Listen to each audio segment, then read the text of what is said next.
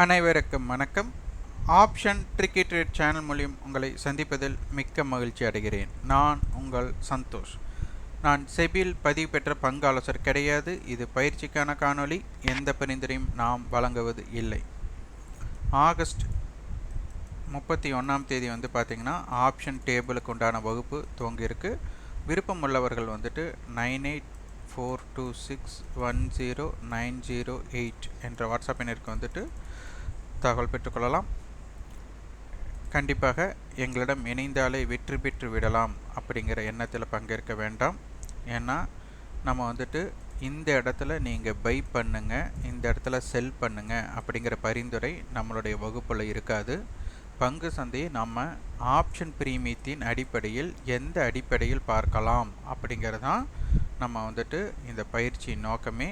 அப்போ இதில் வந்து நம்ம பார்ப்பதற்கும் இப்படித்தான் நடக்கிறதுக்கு வாய்ப்புகள் இருக்குது, இந்த மாதிரி கணக்கீடுகள் அடிப்படையில் இருக்குது அப்படின்னு சொல்கிறோம். அதை வைத்து ஒரு ஸ்ட்ராட்டஜி நீங்கள் தான் பில்ட் பண்ணணும். நம்ம வந்து ஒரு ஸ்ட்ராட்டஜி பில்ட் பண்ணி இதை நீங்கள் பின்பற்றுங்கள் அப்படிங்கிறத நம்ம கொடுக்க மாட்டோம். அதனால் ஒரு ஸ்ட்ராட்டஜி நீங்கள் தான் பின்பற்றணும். இது நம்ம 30,000 சப்ஸ்கிரைபர் அடைந்ததற்காக நம்ம வந்துட்டு ஒரு காம்போ ஆஃபர் கொடுத்துருந்தோம். அது ஆகஸ்ட் 31 முடிகிறது. இதில் option table, pre open impact மற்றும் வந்துட்டு ஜீரோ ஹீரோ இம்பேக்டட் அதெல்லாம் வந்துட்டு நம்மளுக்கு கொடுத்துட்டு ஒரு காம்போவை கொடுத்துருக்குறோம். இது வந்துட்டு ஆகஸ்ட் 31 வரை இந்த ஆஃபர் முடிவடைகிறது. அதற்கு மேலே வந்துட்டு நம்மளுக்கு ஜீரோ ஹீரோ அப்படிங்கிறது வந்துட்டு இருக்காது. இப்போ நம்ம காணொளிக்குள்ளே போகலாம். பொதுவாக இது வந்து போஸ்ட் மார்க்கெட் ரிப்போர்ட் அப்படிங்கிறத நம்ம கொடுத்துட்ருக்கோம், அனலைஸ் பண்ணிகிட்ருக்கோம். எல்லாத்தோட எண்ணம் என்னவாக இருக்குன்னா, மார்க்கெட் முடிஞ்சதுக்கப்புறம் என்ன வேணாலும் பேசலாம், முடிஞ்சதுக்கப்புறம் பேசுவது எளிது அப்படின்ட்டு தோணும். இதை வந்து நம்மளுக்கு வந்துட்டு மார்க்கெட் டயத்தில் இதை சொல்ல முடியுமா அப்படின்னா ப்ராபபிலிட்டி, அதாவது நடக்கலாம் நடக்காமலும் போகலாம். இதைத்தான் முதல்ல உணரணும். இங்கே ஆப்ஷன்ஸ் பையர்ஸ் வந்துட்டு என்ன பிரச்சனை அப்படின்னா, முதல் இங்கே இருக்கக்கூடிய சூழ்நிலை லாஜிக்கை வந்துட்டு புரிஞ்சுக்கிறது இல்லை. சந்தை மேலே போகாது அப்படின்னு தெரிந்தால் என்ன பண்ணுவாங்க அப்படின்னா, உடனடியாக சந்தை மேல் நோக்கி போகாது அப்படின்னு தெரிஞ்சால் என்ன பண்ணுவாங்கன்னா, பையர்ஸாக இருக்கிறவங்க புட்டை வந்துட்டு பை பண்ணுவாங்க, புட் ஆப்ஷனை பை பண்ணுவாங்க. இங்கே இருக்கிற பிரச்சனையே அதுதான். காமனாக எல்லோரும் செய்யக்கூடிய மிஸ்டேக் என்னென்னா, இங்கே வந்துட்டு ஆப்ஷன்ஸ் ட்ரேடர் வந்துட்டு ரெண்டு விதமாக எடுத்துக்கலாம். ஒன்று பையர், ஒன்று செல்லர் அப்படின்னு எடுத்துக்கலாம். இந்த பையரில் வந்துட்டு கால் பையர், புட் பையர். இங்கே வந்துட்டு கால் செல்லர், புட் செல்லர். இந்த 4 பேர் தான் இருக்க போகிறாங்க. இப்போ நம்ம வந்துட்டு இது முழுக்க இது கொண்டு வரப்பட்டதே அப்படிங்கிறத வந்துட்டு ஒரு செல்லரோட பாயிண்ட் ஆஃப் வியூக்கு தான் கொண்டு வந்திருக்காங்க. காரணம் என்னென்னா, ஒரு டிகே அப்படிங்கிற ஒரு விஷயம் இருக்குது. டிகேனா அப்படின்னா இது வந்துட்டு உங்களுக்கு மிக முக்கியமான ஒன்று. என்ன அப்படின்னா, உங்களுக்கு முன்கூட்டியே ஒரு தொகையை கொடுத்து நீங்கள் செலவு பண்ணுங்க அப்படின்னு கொடுத்தாச்சு. இதை வந்து நீங்கள் செலவு தான் பண்ணி ஆகணும், இதை வந்து வருமானமாக மாற்றக்கூடாது அப்படிங்கிற மாதிரி. அப்போ ஒரு மதிப்பே இல்லாத பொருள். அதனால தான் நம்ம வந்துட்டு எடுத்துக்காட்டுக்காக சொன்னோம். ஆனால் சிலர் வந்து அதை புரிஞ்சிருப்பாங்க, சிலர் வந்து புரிஞ்சிருக்க மாட்டாங்க. அருணாச்சலம் திரைப்படம் மாதிரி தான். அதில் வந்துட்டு 30 நாளில் 30 கோடியை செலவு பண்ணுங்கன்னு சொல்கிறாங்க. அதுபோல் இங்கே என்ன பண்ணுறாங்கன்னா, ஆப்ஷன்ஸுக்கு ஒரு ப்ரீமியம் முன்கூட்டியே ஒன்று கொடுத்துட்றாங்க. ஓடிஎம் ஆப்ஷன்ஸுக்கு வந்துட்டு நம்மளுக்கு என்னவாக இருக்குது, முதலே இருக்குது ஒரு மதிப்பு கொடுத்தாச்சு. அது என்னவாக இருக்கணும், 0வாக இருக்கணும். ஐடிஎம் ஆப்ஷனுக்கு என்ன இருக்கணும்னா ரியல் மணி மட்டும்தான் இருக்கணும், அதாவது உண்மைத்தன்மை ஆக்சுவல் மணி அது மட்டும்தான் இருக்கணும். இதுதான் லாஜிக்காக வச்சு கொண்டு போகிறாங்க. இங்கே மார்க்கெட்டை புரிஞ்சுக்கணும் அப்படின்னு நான் சொல்கிற காரணம் என்ன அப்படின்னா, மார்க்கெட்டில் எப்படியெல்லாம் நடக்கிறதுக்கு வாய்ப்பு இருக்குது. ஓப்பன் ஸ்ட்ராட்டஜி பில்ட் பண்ணுங்கள் நம்ம பல நாளாக சொல்லிகிட்ருக்கோம். அப்போ இந்த இடத்துல வந்து மார்க்கெட் பார்த்திங்கன்னா நேற்றைய தினம் அப்படிங்கிற அமைப்பு, அதாவது நேற்றைய தினம்னா முந்தைய வர்த்தக அமைப்பு அப்படிங்கிறத பார்க்கணும். முந்தைய வர்த்தக அமைப்பு பாருங்கள், 24,143 முடிஞ்சிருக்காங்க. எப்போ 14ஆம் தேதி. 16ஆம் தேதி என்ன பண்ணியிருக்காங்க அப்படின்னா 24,334 ஒரு நாள் நம்மளுக்கு விடுமுறையாக இருந்திருக்கு. அது வந்து நம்மளுக்கு வந்து 200 புள்ளிகள் கேப் அப், நல்லா புரிஞ்சுக்கோங்க, கேப் அப் இருந்திருக்கு. கேப் அப் ஆனதுக்கப்புறம் பார்த்திங்கன்னா மார்க்கெட் வந்துட்டு ஒரு 60 புள்ளிகள் மேலே போயிட்டு மீண்டும் அங்கிருந்து இறங்கிட்டாங்க. அப்போ 24,200 மட்டும் வந்துட்டாங்க. அப்பவும் என்னவா இருக்கிறாங்கன்னா ப்ரீவியஸ் க்ளோஸுக்கு மேலே தான் இருக்கிறாங்க. அப்போ இன்றைய தினம் அப்படின்னு நம்ம எடுத்துக்கிட்டோம்னா அதுவும் கேப் அப் தான். 24,541 நம்மளுக்கு நேற்றைய ஹை 24,563. அப்போ 24,636 24,636க்கு நம்மளுக்கு ஓப்பன் பண்ணுறாங்க. அப்போ கிட்டத்தட்ட இது என்னவா இருக்குது அப்படின்னா 100 பாயிண்ட் நம்மளுக்கு வந்துட்டு பாசிட்டிவ் ஓப்பன். ஹையிலிருந்து எடுத்துக்கிட்டால் நம்மளுக்கு இதில் ஒரு 37, அதில் ஒரு 36. அப்போ நம்மளுக்கு ஒரு 75 புள்ளிகள் 74 புள்ளிகள் கேப் அப் அப்படின்னு நம்மளுக்கு தென்படுகிறது. அப்போ இது நல்லா புரிஞ்சுக்கோங்க. நேற்றும் கேப் அப் தான், இன்று கேப் அப் தான். அப்போ நேற்று பார்த்திங்கன்னா ஏற்றம் அப்படின்னா ஒரு 350 புள்ளிகள் லோலிருந்து மேலே வந்துட்டு 350 புள்ளிகள் ஹை வச்சுட்டு மார்க்கெட் க்ளோஸ் ஆகிருக்கு. அதற்கு முந்தைய க்ளோஸிங்கை விட நம்மளுக்கு பார்த்திங்கன்னா கிட்டத்தட்ட ஒரு 300-400 புள்ளிகள் 400 புள்ளிகள்னே எடுத்துக்கலாம். நம்ம 400 புள்ளிகள் தான். அப்போ 400 புள்ளிகள் பாசிட்டிவில் முடிஞ்சிருக்காங்க நேற்றைய தினம். அதே மாதிரி லோலிருந்து பார்த்திங்கன்னா ஒரு 350 புள்ளிகள் ஏற்றத்தில் முடிஞ்சிருக்கிறாங்க. அப்போ நேற்றைய தினம் அப்போது ஒரு மலையேற்ற பயிற்சியில் செஞ்சவங்க ஒரு மலையேற்றம் ஆகிட்டாங்கன்னா அந்த இடத்துல மீண்டும் தொடர்ச்சியாக ஏறக்கூடிய வாய்ப்பு என்னென்னா சிலர்னால தான், அது ரொம்ப சக்தி வாய்ந்தவர்களால தான் அது முடியும். சிலர் என்ன பண்ணுவாங்க, ஓய்வு எடுக்க நினைப்பாங்க. ஒரு ஏற்றம், ஒரு மலையேற்ற பயிற்சி செய்கிறவங்க அதுபோல் நேற்று வந்து ஒரு மலையேற்றத்தை ஏறி முடிச்சிருக்கிறாங்க. அப்போ அது திருப்பி தொடர்ச்சியாக ஏறக்கூடிய வாய்ப்பு என்னவாக இருக்குன்னா குறைவாக இருக்கும். அப்போ நீங்கள் மலை ஏற்ற பயிற்சி அடையணுன்ட்டு நீங்கள் ஏற்றம் வரைங்க. அப்போ அந்த இடத்துல என்ன பண்ணுறீங்கன்னா உடனடியாக இல்லை என்னால் நான் போகலை, நான் திரும்பி போகிறேன் அப்படின்ட்டு போகிறவங்க சிலராக தான் இருப்பாங்க. அப்போ நல்லா புரிஞ்சுக்கோங்க, ஓய்வெடுக்காமல் மேலே போகிறவங்க சிலராக தான் இருப்பாங்க. இல்லை என்னால் முடியாது அப்படின்னு சொல்லிட்டு நான் திரும்பி கீழே போகிறேன்னு சொல்கிறவங்க அதிகமாக இருக்கும். அப்போ நிறைய பேர் என்ன பண்ணுவாங்க, சற்று நேரம் ஓய்வு எடுப்பாங்க.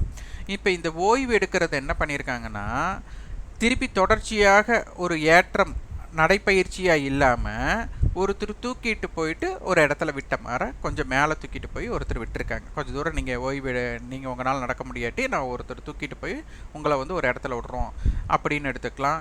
இல்லை நம்ம வண்டி ரிப்பேர் ஆயிடுச்சு, பழுது அடைஞ்சிருச்சு, அப்போ அந்த பழுது அடைஞ்சதை வந்து இன்னொரு வண்டி நம்மளை வந்துட்டு ஒரு த்ரோ பண்ணி கொண்டு போகிறாங்க, கொண்டு போயிட்டு நம்ம ஒரு இடத்துல விட்டுறாங்க, அதுக்கப்புறம் நம்மளை பார்த்துக்க சொல்கிறாங்க.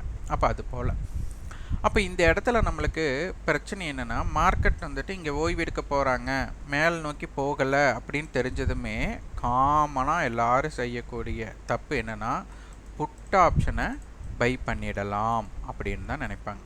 அப்போ கரெக்ட் தான், இந்த புட் ஆப்ஷனை பை பண்ணுறது தப்பே இல்லை. அப்போ மார்க்கெட் என்ன பண்ணிடணும், இல்லை நான் மலையேற்ற பயிற்சியில் நான் வந்துட்டு அடிவாரத்தை நோக்கி போகிறேன் அப்படின்னு முடிவு எடுத்துட்டா இந்த புட் ஆப்ஷனை பை பண்ணவங்க தப்பிச்சுக்கலாம். ஆனால் மார்க்கெட் ஓய்வு எடுக்குது, அப்போ சைடுவேக்குள்ளே போகிறாங்க அப்படின்னா இந்த புட் ஆப்ஷனும் என்ன ஆகும், மார்க்கெட்டில் டிகேக்குள்ளே மாட்டிட்டோம், கால் ஆப்ஷன் என்ன ஆகும்னா டிகேக்குள்ளே மாட்டிட்டோம்.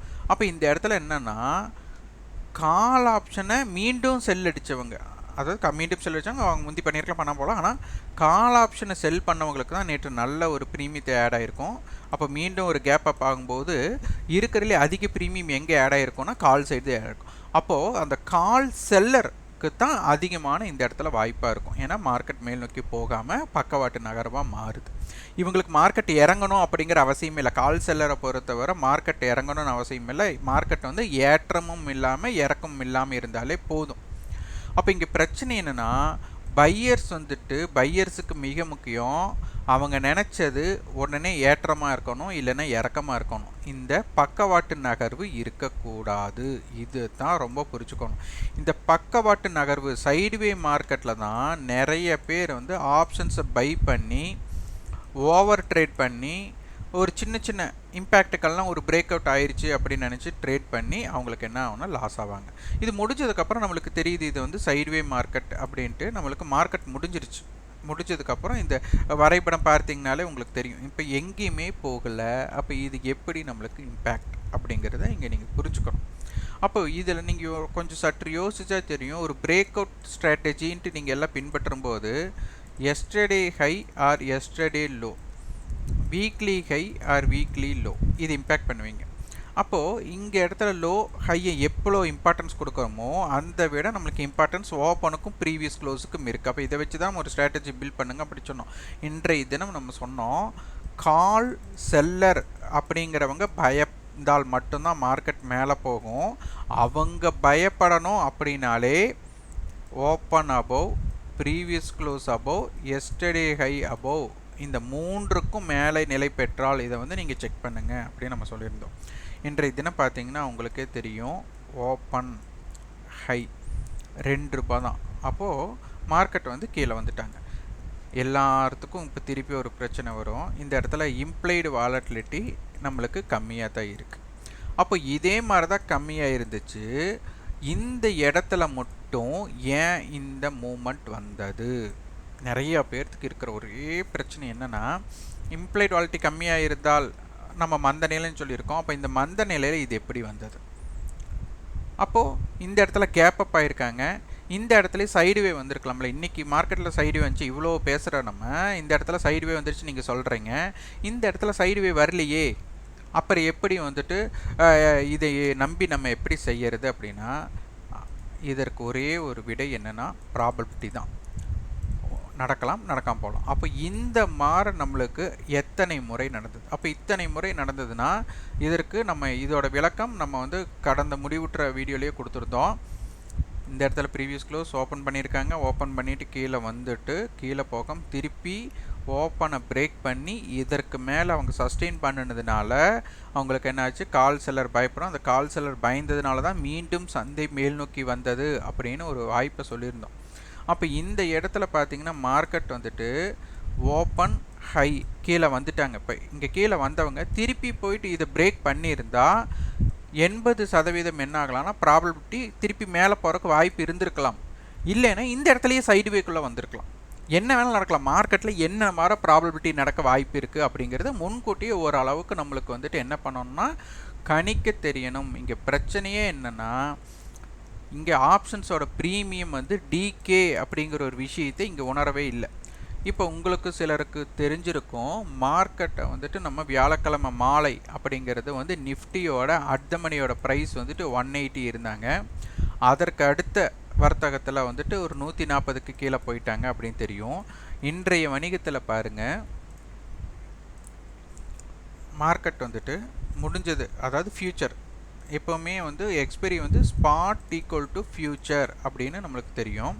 அப்போ இங்கே வந்து பார்த்திங்கன்னா இந்த விலையும் இந்த விலையும், அப்போ இந்த விலையும் நம்மளுக்கு ஓரளவுக்கு சார்ந்து இருக்குது. அப்படின்னா மார்க்கெட் எங்கே இருக்குது நம்மளுக்கு 24,575, அதாவது 550லிருந்து 600க்குள்ளே இருக்கிறாங்க அப்படின்ட்டு. அப்போ எக்ஸாக்டாக நம்ம கனெக்ட் பண்ணி பார்க்கணும் அப்படின்னா இதற்கு காலுக்கும் புட்டுக்கும் உள்ள வித்தியாசம் அப்போ பார்த்தீங்கன்னா ஒரு 20 புள்ளிகள் வித்தியாசம். அப்போ யார் அதிகமாக இருக்கா, கால் அதிகமாக இருக்கா. அப்போ 24,570 அப்படின்னு அர்த்தம். அப்போது இதற்கு உண்டான சராசரி 117க்கும் 98க்குன்னா அப்போ ஒரு 108 எடுத்துக்கலாம் நம்மளுக்கு ஒரு கணக்கீடுக்காக. அப்போது இங்கே அட்தமணியோட ப்ரைஸ் என்னவா மாறி இருக்கு அப்படின்னா 108 மாறி இருக்கு. நம்ம எவ்வளோ இருந்தது, 180 இருந்தாங்க, ஒரு 140 இருந்தாங்க, இப்போ 108 இருக்காங்க. இப்போ இதோட 108 அப்படிங்கிறது நம்மளுக்கு நாளைய தினம் அப்படிங்கிறதும் அதற்கு அடுத்த நாள், அதாவது இதோட எக்ஸ்பைரி அப்படின்னு நம்ம எடுத்துக்கிட்டோம்னா நம்மளுக்கு ஆகஸ்ட் 22, இன்றைய தினம் அப்படிங்கிறது ஆகஸ்ட் வந்து நம்மளுக்கு 19. அப்போ இதில் வந்து 20ஆம் தேதி, 21ஆம் தேதி, 22ஆம் தேதி நம்மளுக்கு எத்தனை நாள் இருக்குது, இந்த 3 நாள் இருக்குது. இந்த 3 நாளில் இந்த ஏடிஎம் ப்ரைஸ் வந்துட்டு பார்த்திங்கன்னா ஏடிஎம்மாக, அதாவது எந்த அதாவது ஃபியூச்சர் வந்துட்டு இருக்கக்கூடிய இடத்துல சேம் ஸ்ட்ரைக், இதுக்கு பேர் பார்த்திங்கன்னா சேம் ஸ்ட்ரைக் சேம் ப்ரைஸ், இதுதான் வந்துட்டு நம்மளுக்கு வந்துட்டு ஃபியூச்சர் இருக்கிற இடம். அப்போ இதை நம்ம புரிஞ்சிட்டோம்னா எக்ஸ்பைரி அப்போ இந்த ஏடிஎம் என்னவா மாறும்னா 0வா மாறணும். இப்போ எவ்வளோ இருக்குன்னா 108 ரூபாய் இருக்குது. அப்போ இந்த அருணாச்சல படம் மாதிரியே தான் இப்போ இந்த 108 ரூபாயை 3 நாள், அதாவது 3:30க்கு இது ஏடிஎம் என்னவா மாறணும், இந்த 108 ரூபாய்ங்கிறது 0வாக மாறணும். இதுதான் கான்செப்ட். இதை நோக்கி தான் பயணம் பண்ணிகிட்டு இருக்காங்க. அப்போ இதை நீங்கள் புரிஞ்சிட்டிங்க அப்படின்னா இந்த ஸ்ட்ரைக்கை பேஸ் பண்ணி இதை இம்பேக்டட் எப்படி பண்ணலாம் அப்படின்னு உங்களுக்கு தெரியலாம். அப்போது இங்கே யோசிச்சு பாருங்கள், இப்போ இவங்க வந்து ஒரு 110 ரூபாய் அப்படிங்கிறத வச்சுருக்காங்க அப்படின்னா இந்த 110 ரூபாய் இதற்கு மதிப்பு இருக்கணும் அப்படின்னாலே மார்க்கெட் எங்கே முடியணும்? 24,660 முடியணும். எப்போ? எக்ஸ்பைரி எப்போ? இந்த கணக்கீடை வச்சு தான் நீங்கள் கொண்டு போகணும்.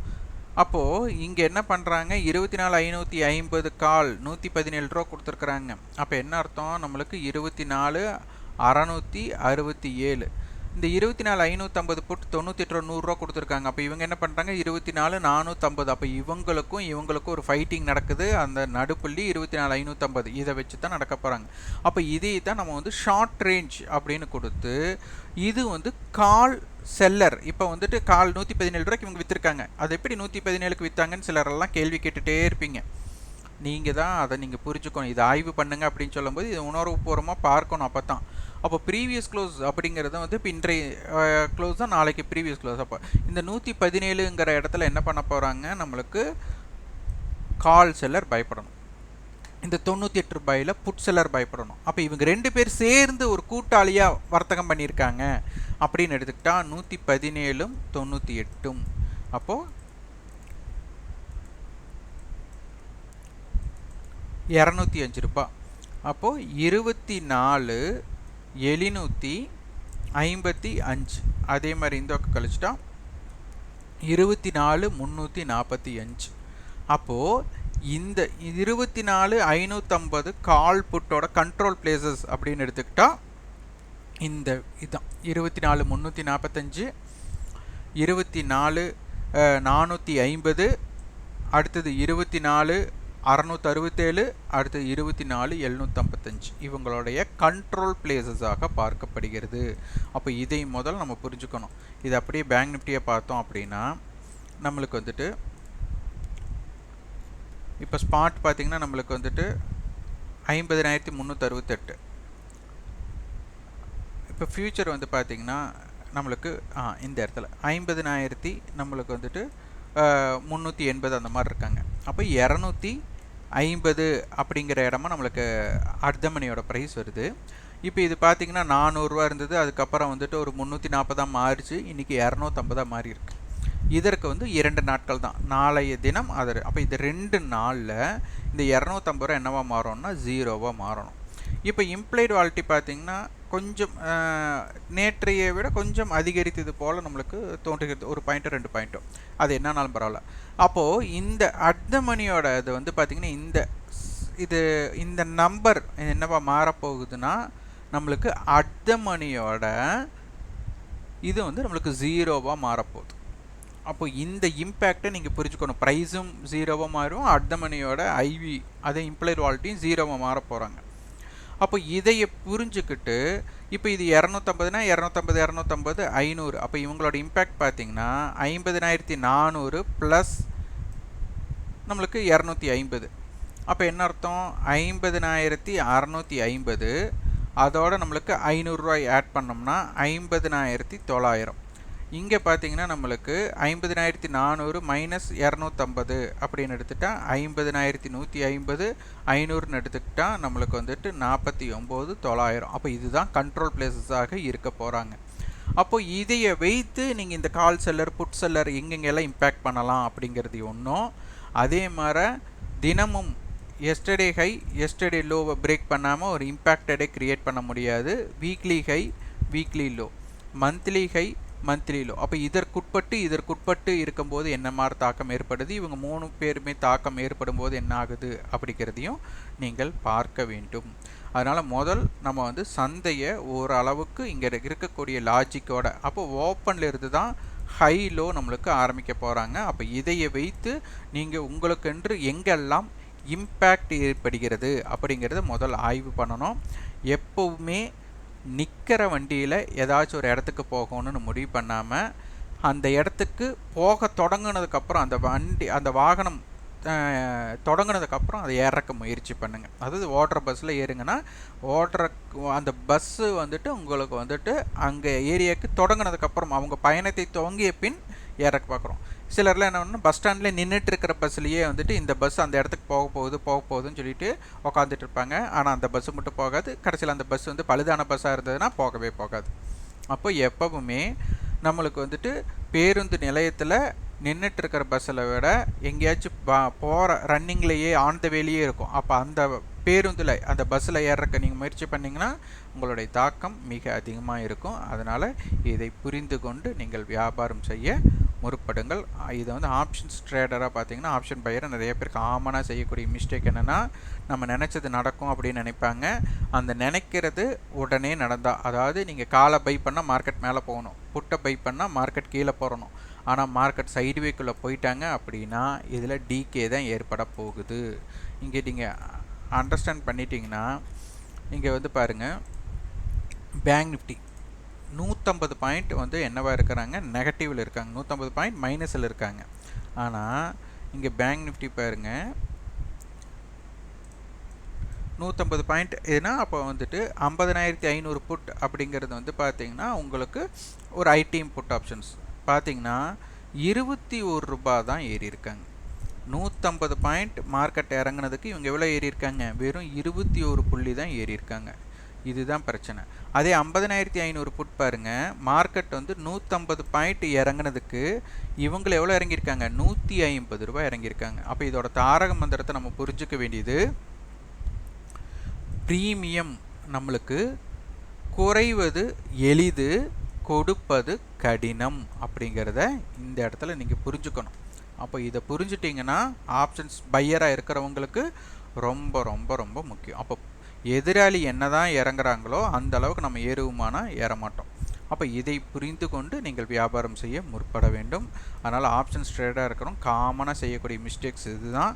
பையராக இருக்கிறவங்களுக்கு உங்களுக்கு ஒரு முக பயணம், ஒன் சைடு மார்க்கெட் நீங்கள் எடுத்ததுலேருந்து அது இம்பேக்ட் வந்து உங்கள் சைடு இருக்கிற மாதிரி ஸ்ட்ராட்டஜியை பில்ட் பண்ணால் மட்டும்தான்.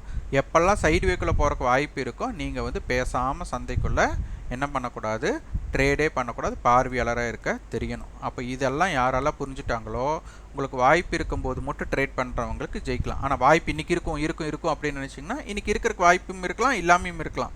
அப்போ இன்றைக்கி பார்த்தீங்கன்னா எல்லாத்துக்குமே நம்ம இப்போ பேசி முடிச்சக்கப்புறம் எல்லாத்துக்கும் நினைக்கலாம், நேற்று ஏறி இருக்காங்கன்னா அது இறங்குறக்குண்டானது வாய்ப்பு கம்மி, ஏறுறக்குண்டான வாய்ப்பு கம்மி, சைடு வேக்கில் போகணும். ஒரு பச்சை குழந்தை கேட்டாலும் சொல்லுவாங்க. இதை சொல்கிறதுக்கு நீங்கள் வந்துட்டு ஒரு 22 நிமிடமாக நீங்கள் ஒரு காணொலி போட்டுட்ருக்கீங்க கூட சிலர்லாம் வந்துட்டு பேசலாம். ஆனால் இது தெரியாமல் ஏகப்பட்ட பேர் இருப்பாங்க. உங்களுக்கு அது தெரியுது அப்படின்னா அது சிறப்பு. ஆனால் இது தெரியாமல் ஏகப்பட்ட பேர் அவங்க பணம் இழப்பு ஏற்பட்டுருக்கும். அதனால் இந்த காணொலி அவங்களுக்காக. உங்களுக்கு இது முன்கூட்டியே தெரிஞ்சிருந்ததுன்னா உங்கள் நேரத்தை வீணடித்ததற்காக மன்னிப்பை கேட்டுக்கிறேன். ஆனால் இது தெரியாமல் ஒருத்தராச்சும் பயன்படுற அந்த காணொலி, இந்த 22 நிமிடம் காணொலி அவங்களுக்கு பயனுள்ளதாக மாறுபடும். அவங்க முதலீடை காப்பாற்றுவதற்கு இது ஒரு வாய்ப்பாக இருக்கும். இந்த காணொலி உங்களுக்கு பயனுள்ளதாக இருந்தால் லைக் பண்ணுங்கள், ஷேர் பண்ணுங்கள், சப்ஸ்கிரைப் பண்ணுங்கள். உங்கள் ஃபீட்பேக்கை கமெண்ட் பாக்ஸில் பதிவு பண்ணுங்கள். நன்றி, வணக்கம்.